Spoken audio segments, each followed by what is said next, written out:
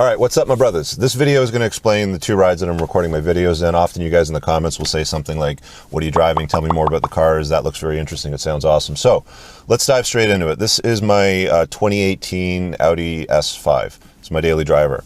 If you've watched my channel for a while, you've seen me in a E93 M3, which is a convertible. Very nice car, 400 horsepower, dual clutch automatic. It was just one of my most favorite cars that I've ever owned. And I didn't even have any problems with it. It was a great ride. Then I replaced that with an M5, which I had problems with. It was a dine-in tune M5. It had nothing to do with the dine-in equipment added to the car. But I think I had that car for 2 years on the channel, recorded lots of videos. If you remember, it was the one with the white leather seats on the interior. And I should probably show you this clip. What the fuck? Now that you've seen that, you can understand that this was probably one of the most powerful yet almost useless cars here in Canada, because obviously we get snow in the winter time. It's rear drive, 700 horse to the wheel. Even though I could detune it, was still very, very difficult. I think it would detune about 560 horsepower. Now that was a fun car. It was still under warranty. It had some mechanical issues with differential and small things here and there. I just got fed up with it, and I was driving my R8 V10, which was more of my toy. And what I started to find was a lot of the controls were reverse. Like, for example, to put the top up and down on the M3, you pull it in one direction, but on the R8, you push it in the other direction to put it down. So a lot of the controls were reversed, and I figured it'd probably be better to get similar products. I don't discriminate between Audi, BMW, whatever. I don't care. I just like nice German cars. That's just my thing. That's my shtick. So back into this car. I'm going to take you for a drive down a beautiful little road over here in this one before we switch over to the R8. But this car's been great. It's actually got about half the power as the M5 did, and it's got the start-stop technology, which is kind of bizarre, and lane change detection. It kind of drives itself in traffic automatically and stop and go, and it's got a digital dashboard and this customizable font and everything like that. It has an interesting little thing though. Listen to this. I don't know if the mic's picking up on it, but it does like the pop crackles in the exhaust. Anyway, we'll throw it in dynamic mode. I'm gonna roll that up a little bit and take it out for a bit of a drive. Very, very comfortable car. My only complaint about it that I don't like is that it kind of lacks a little bit of headroom. You can see I can just barely get my fingers, I'm gonna roll that up, between my head and the headliner, and I didn't notice it until like a week after ownership when I went over some train tracks and clocked my head on the ceiling. So that's the only thing I'd caution you to if you're looking at one of these. If you're around 6'3", it might be a little tight. Anything taller than that, I'd say get something with a little more headroom. Anyway, let's give it a little bit of push here through some of the twists. It's mid-October right now. We've got some great colors coming through. They're kind of peaking, but give you an idea of what this thing's capable of. It actually handles very, very well. I had the R8 out of commission for a little while, and there was a fall drive with an exotic car club that I'm a member of that I normally took the R8 on. I've been on a long rally with these guys, so I use this as kind of like the substitute car that day. And I found in the twisties, I had no trouble keeping up with McLarens, R8s, other mid-engine exotic cars. It's just in the straights where they'd pull away. Some of that might have been driver. Very little of it's probably car, just because it's not a very powerful car. It's only got about 355 horsepower, I think, and something like 370 pound-feet of torque. It's a little bit lighter. It is very nimble. It's fully optioned out. It's got the sport differential, so it doesn't understeer around the corners and the bends. It's a very, very fun car. It's not the most practical because it doesn't have a huge trunk, and even though it's got like a ski pass-through area, I can still get my ski equipment in there to do winter stuff. It serves its purpose, and one of the most important things that you got to remember when you're doing, here's a nice little tight bend here. If there's one thing I wish this car had a little bit more of, it would definitely be power. I was actually considering doing a software tune on it, maybe make it a little bit more aggressive, a little more bitey when you put your foot down. It is what it is. I really cannot complain. I'm quite happy with the car. Got a great deal on it. They financed these at the time, and I think it's because of all the fiasco that Volkswagen had with the Dieselgate and all that, and they might have had a hard time moving cars. But they gave me a promotional offer because it had another Audi product with the R8, and they said, hey, you know, we're doing this right now, a special promo offer. I think it was 0.4% finance, although it was only for 2 years. But I took it because I can lend my money out anywhere from 10 to 15% on other products that I do with private equity investments. So this turned out to make a lot of sense. It wasn't new. It was a demo car, and a lot of you guys have pointed out, why did you get a red one? You got the wrong color, Rich. It's blue. Yeah, you're right. I actually saw a really nice red one that had one other option on top of this one, which had a heads-up display, which I personally like just for navigation because it tells you where to go and everything a lot easier than, you know, looking over here and getting distracted off the road.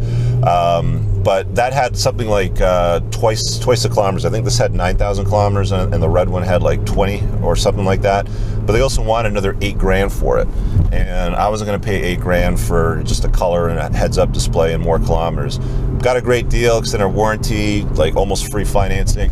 So there you have it. This is the 2018 S5. I hope that answers most of the questions around this one. Let's hop into the R8 and dive into that bad boy, because that's my favorite toy.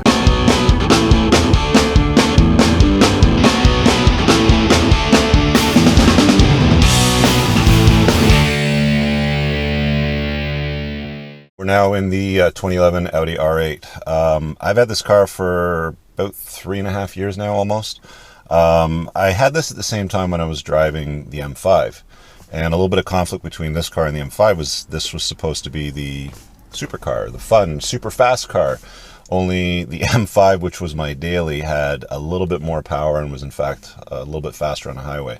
I didn't need 2 missiles, so I got rid of the M5. Again, I also mentioned it was giving me some mechanical issues, and I got the S5, the Audi product. Now, it's easy for me to go from one vehicle to the other because everything's the same, cruise control's the same, all the switchgear is the same, so I like that. I really wanted something with a gated manual transmission, which this is literally the last. It was either a 2013 Lamborghini Gallardo or one of these, which they made up to 2015, which had the 6-speed gated manual, 5.2 liter V10 back there, which is basically the same motor they've been making for a long time in the R8 and the Lambo Gallardo, now Huracan. It's also in the new generation R8 as well as the V10 Plus. These things are capable of well over 600 horsepower. They're very durable. So that was the reason why I picked an R8. Wanted something mid-engine. I love the Spider, so it's convertible, gated manual, loved it. I did 3,000 kilometers in a rally this summer, and if you followed me on Instagram, you would have probably seen some of those videos and pictures. Loads of fun. I think I want to do more rallies, although I wouldn't do it in a manual car, so I'd have to get something else. So stay tuned for what might come out of that next year. All right, guys, so this is the outside of the car. A few of you have asked me for some details on the modifications and stuff, so I'll do a quick walk around. I've put about 15 grand into it. One of the flaws with the R8s is they have a magnetic ride system, and the struts will at some point leak. So a year into ownership, lo and behold, the struts leaked. I put a coilover set in. They're about 8 grand to put in, and the cool thing about it is you can adjust the ride height on the cars to set it exactly where you want. So it's at a beautiful little ride height. I got a big brake kit on it as well. The steel rotors on these things, they only last for so long, and the quality is only so good. So after a whole bunch of high pressure stops, they start to warp. So that's a big brake kit rotor using the stock calipers with a bigger set of pads. So it's a pretty unique setup. And then come around the back over here. There's an aftermarket GMG racing exhaust that kind of just comes down straight through here and out. The factory system has 2 sets of pipes that are valved. This one is not valved, so it's a lot louder if we're being honest. And there's a software tune on the engine, brings it up to about 600 horse. Cold air intake. And my favorite mod, the recent one over here, just for my friends in the police department, because they're always a lot more friendlier if I ever get pulled over. It's about 8 degrees out right now. So even if I wanted to push it hard, I don't think I would, because I got no heat in the tires. There's really not much to not like about this car, to be honest with you. Aside from some of older technology, a little more of an analog feel, which is what I wanted anyway. It's just an incredible feeling to be able to row through gears. I've always enjoyed driving manual, although I wouldn't want to do it as a daily vehicle. Being able to slam gears when you're ripping through it, and you got 600 horsepower at, your right foot, it's just a lot of fun. As far as cost on these, they've come down a little bit. I was actually kind of hoping it would hold a little bit more value because of the gated manual, and it's the last of its kind. Everything's now floppy paddle gearboxes. But they were going for about $150,000, 160,000 at the time when I picked it up. You can find them for around 125 or so with similar sort of mileage. This currently has 34,000 kilometers on it, and it's just a good, reliable, solid car. It's it's a Volkswagen product, right? When you look at all the parts, I've seen parts stamped on this, anything from Volkswagen to Lamborghini to Bentley, believe it or not, because there's a lot of shared parts between the entire product line, which of course lowers the cost and makes the barrier to entry pretty, significant. If you're to put one of these up with the semi-automatic manual up against something like from the McLaren lineup, like a 570 or a 540, for example, it'd be very close with the first 0 to 100 kilometers. After that, you're going to run into some problem when the McLaren stretches its legs and can get into full boost.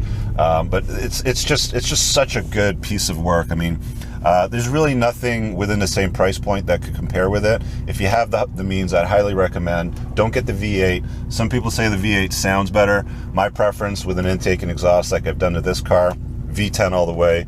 It howls like a Lambo when you step into it. I'm going to see if I get an opportunity to do that for you in this video, as it opens up into 2 lanes up here.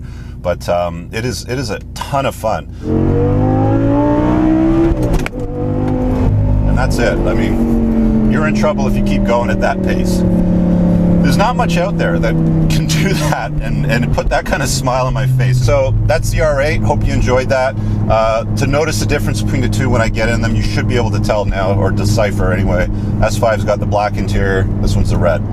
Hope you guys enjoyed that. See you in the next video. If you want to see more car videos, hey, let me know in the comments below. Maybe I'll do something. I don't know that I'll ever go full-blown automotive YouTuber like you see some guys, because it feels like every week they got to buy a new car to keep their views up, with the dramatic thumbnails and look, I put a new turbo on my Supra, or look, I put a wide body kit on my Supra. That seems to be the car of choice right now going around the circuit on the YouTube area. So I don't really want to go there. I'm really enjoying what I do and how I create content and the schedule that I do. So again, leave a thumbs up, comment below, let me know in the comments if you want to see maybe a little bit more of this stuff. See you guys in the next video. Peace.